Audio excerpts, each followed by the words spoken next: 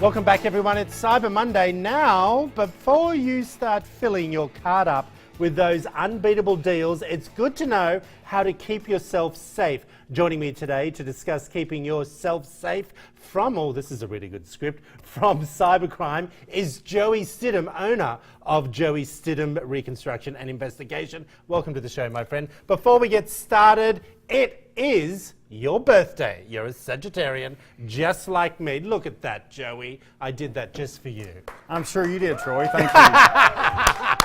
I did, Joey. And being a fellow Sagittarian, it's my birthday next Monday, being the 4th of December. How does that all feel for you to be a year older?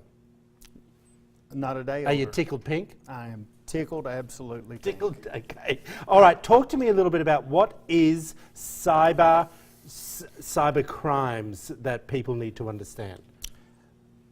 In reality, Troy, today that's probably the most dangerous thing that we face is someone anonymously from another country or even your neighbor stealing your personal information, getting access to all of your records, your bank accounts, your credit card accounts, taking your money, taking your entire personal life. All right. We look at what happened in our last presidential election. It happens at all levels.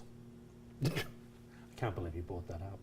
You know, but you're right. That you're was completely that right. was a cybercrime. I know, but you know, we're not a political show. Well, no, not at all. No, I know, I'm joking.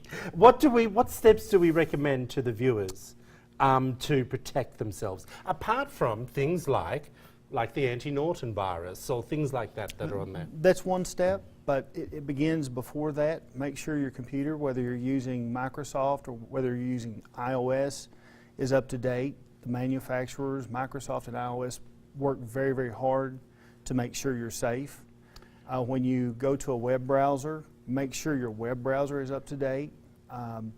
Then your antivirus is your next step. Make sure it's up to date. Those things are there to protect you.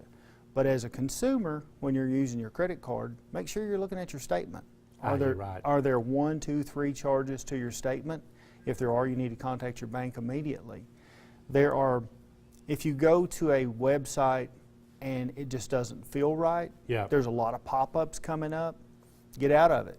And they say this is really the time that it's happening because there are a lot of people online doing, the shopping over the next weeks, especially this week, But are there websites that you can go to find about online marketers? There are. Consumer Reports has one. PC Magazine has one. The place that I like to check things that's kind of an impartial place is CNET, cnet.com. Yep. They have a site, and if there's things that are black flagged, you can find it on CNET, or sites that are black flagged, they have them. Joey, if a cyber hacker comes into your bank account and just say wipes it out, and let's just say $5,000 you had in there, who's responsible for replacing that money? Is the bank responsible, or what's the law with that? That really gets to a grey area. I know they're responsible on credit cards, but savings accounts and checking accounts. I'll use my mother for example. Last Christmas, my mother got online and bought something. Well, she received an email from one of the marketers, and they asked her for her PIN number and her credit card number. Really? And she gave it to them. Well, after she gave it to them, she immediately called and said, "I've done this." So we called the bank, which is a local bank, and they just blocked the card. And immediately, just a few hours later, there were people trying to take money out of her account. Okay. So don't download things. That can give people access to your computer or to your phone. You download the virus and you don't even know about it, even photographs. Yeah, you don't even know.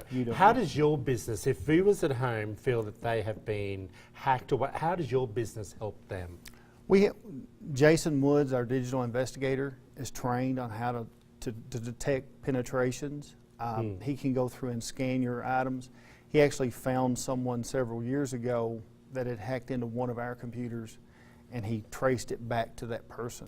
And what are what sort of charges would be theft, or is it a law? There's actually a law in Kentucky against that. Really? It is a felony to hack into someone's personal property. That's interesting. I didn't realize that. Yes, sir. Joey, you always give us great information, my friend. Any special plans for your birthday? No, just a hard act to follow and following Shelby. I know.